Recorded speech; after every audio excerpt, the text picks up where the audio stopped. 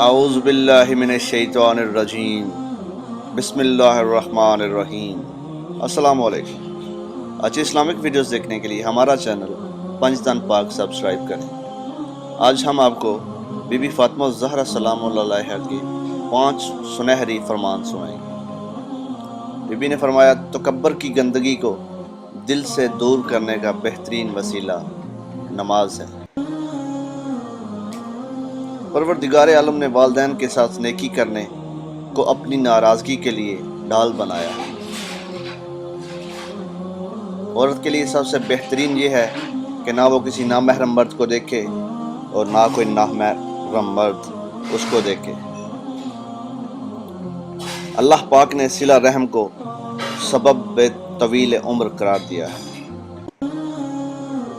یقیناً پورا اور حقیقی خوش بخت و سعادت مند وہ شخص ہے جو علی ابن ابی طالب علیہ السلام کا محب ہو اور چاہنے والا ہو، اور ان کی زندگی میں بھی اور شہادت کے بعد بھی۔ والدین کے ساتھ حسن و سلوک خدا کے قہر و غضب سے بچائے رکھتا ہے۔